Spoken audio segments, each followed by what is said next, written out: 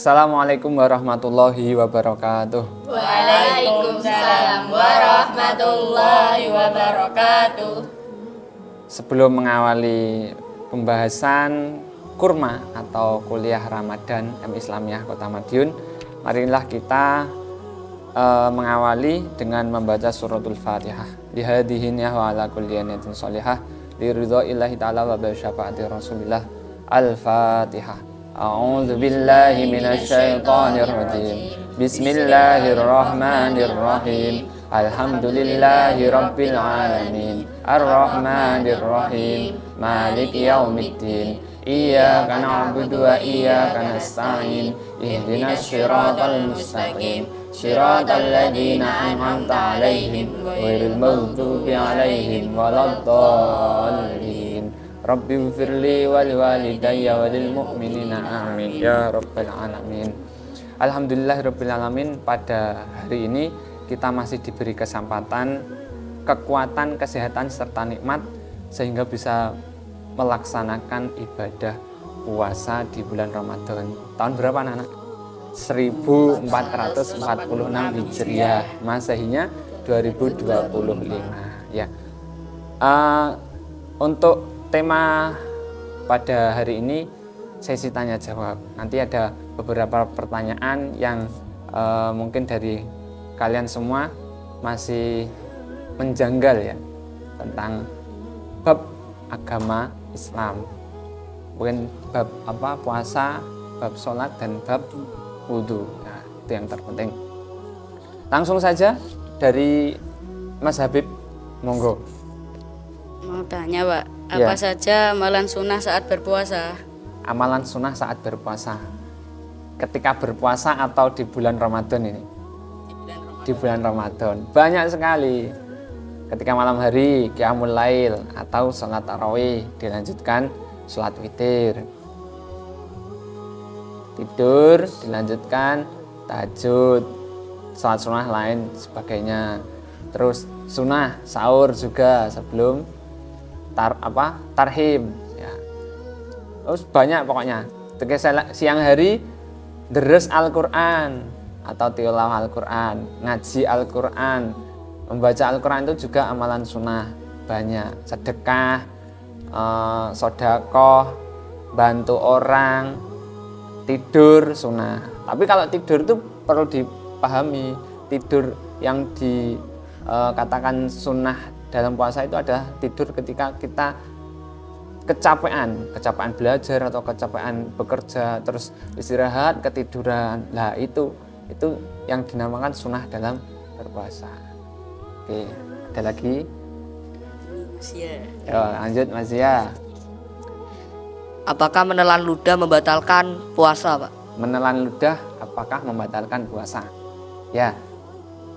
Gini. Jadi yang pertama, ketika ludah sudah keluar dari mulut, nah ini baru yang membatalkan puasa. Jadi ludah, lah seperti barusan Pak Rizky ngomong terus, ya kan?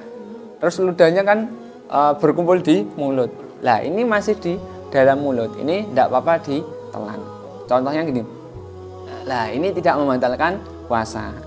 Yang membatalkan puasa adalah ludah sudah keluar mulut terus ditelan. Nah, itu yang membatalkan puasa. Paham? Yang lain? Ada lagi? Ayo, ayah. Apa yang membatalkan wudhu, Pak? Yang membatalkan wudhu banyak. Salah satunya kentut, kencing, BAB, bersentuhan langsung kulitnya yang bukan muhrimnya, ya. Tahu toh? Yang bukan muhrim itu adalah orang yang tidak boleh dinikahi. Itu bukan muhrim. Langsung ya, lawan jenis. Kalau bajunya? Nah, kalau ada penghalang kain, ini tidak membatalkan wudhu karena ada penghalangnya. Jadi misal besok kalau sudah berkeluarga sama suaminya atau sama istrinya pengen nggak batal wudhunya, ya salimannya nanti pakai apa, penghalang, rukuh atau kain sebagainya ya.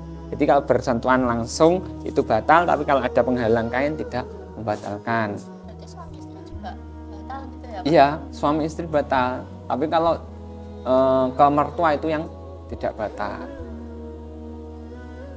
Cukup. Jalan di halaman itu tidak membatalkan. Ya. Kalau kena debu. Kena debu kan suci. Debu dibuat tayamum, itu kan suci. Kena pasir, kamu jalan nginjak kotoran itu tidak membatalkan wudhu, tapi harus cuci kaki, itu caranya. Paham? Lanjut, ini Bagaimana hukum sholat seseorang yang tidak berniat? hukum sholat orang yang tidak berniat. Nah, sebenarnya niat itu adalah letaknya di dalam hati. Ketika mau mengerjakan sholat, itu hatinya kan berarti sudah ada Niatan. niatnya, niat mau sholat duhur, itu mau niat. Nah, itu yang dinamakan sudah niat. Nah, untuk lafadz usolli, sholat apa, itu sunnah ya. Mengeraskan lafadz itu sunnah. Tapi yang terpenting di dalam hati. Dan niat itu intinya berbarengan dengan takbiratul ihram. Jadi ketika Allahu Akbar, hatinya niat. Entah itu pakai bahasa Jawa, bahasa Indonesia atau bahasa Arab, hatinya niat. Saya niat sholat duhur, Allahu Akbar. Itu sudah dikatakan niat. Gitu. Ada lagi? Ya, cukup. Para Mas Habib. Apakah wudhu bisa batal jika meminum minuman yang ada rasanya? Minum minuman yang ada rasanya. Ada. Ya. Makan daging, minum es teh contohnya, ada rasanya semua, itu tidak membatalkan wudhu. Tetapi wajib kumur ketika mau sholat atau mau mengaji ya. Untuk mengantisipasi ada sisa minuman atau sisa makanan yang tertinggal di mulut ya, itu tidak membatalkan ya. Lanjut, sekali lagi. Apakah mimpi basah membatalkan puasa? Apakah mimpi basah? Ini untuk anak laki-laki ya. Mimpi basah yang tidak disengaja itu tidak membatalkan puasa. Jadi ketika siang hari puasa Ramadan terus tidur, habis itu terus mimpi basah, nah itu tidak membatalkan puasa. Langsung wudhu, bersuci dan melanjutkan puasanya. Tidak mengkodok, bukan mengkodok. Beda lagi. Kalau orang perempuan ketika puasa siang bolong terus datang bulan. Nah, ini jangan buru-buru membatalkan puasanya. Nanti seling beberapa jam darahnya tidak keluar. Berarti kan suci lagi. Itu bukan darah haid tapi darah istiadoh. Nah, itu wajib melaksanakan puasanya lagi, melanjutkan puasanya. Jadi ketika datang bulan siang hari, bagi yang perempuan jangan keburu-keburu membatalkan puasa, tapi wajib mandi dulu. Itu ya caranya. Ditunggu sampai berbuka puasa. Nah, itu caranya ya. Ya, mimpi basah yang tidak disengaja tidak membatalkan puasa. Kalau disengaja membatalkan puasa. Paham? Ada lagi? Bagaimana hukum puasa tetapi pacaran? Yang namanya pacaran itu sudah dilarang oleh agama. Jadi semua yang dilarang itu kalau kadarnya sedikit mengurangi pahala puasa. Ya. Misal berkata kotor itu tidak membatalkan puasa, tapi mengurangi pahala puasa. Seperti juga pacaran. Kalau pacaran sedikit berarti kan mengurangi pahala. Tapi kalau kadarnya sudah banyak, bisa-bisa membatalkan puasa. Itu, ya. Kalau pacaran memang nggak boleh, memang dilarang. Perintahnya itu jauhi perbuatan yang mendekati zina. Yang mendekati zina perintahnya, ya. Tinggalkan perbuatan yang mendekati zina, bukan yang perlakuan pacaran atau perlakuan zinanya, tapi yang mendekati. Nah, pacaran itu kan nanti mengarahnya ke perzinaan. Zina itu banyak sekali, zina mata, zina tangan, zina telinga, banyak seperti itu. Jadi pacaran itu adalah mendekati perbuatan zina, dilarang, tidak boleh. Puasanya bukan batal, tapi mengurangi pahala. Paham? Ya. Yuk. Apakah berkumur saat wudhu membatalkan puasa? Berkumur saat wudhu siang hari ya berarti. Untuk kumur ini ketika kita merasa was-was bahwa membatalkan puasa, maka lebih baik ditinggalkan meskipun sunnah, kan hukumnya sunnah. Takutnya nanti batal. Oh, ini sunnah, saya kumur saja. Nah, tahu-taunya ikut ketelan. Nah, ini kan khawatir ketika membatalkan puasa. Makanya kumur atau hidung ini sunnah lebih baik ditinggalkan.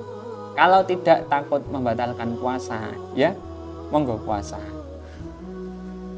Berkumur terus membasuh hidung itu tidak apa-apa dilaksanakan. Kalau tidak takut membatalkan puasa. Gitu. Anak-anak, mari kita akhiri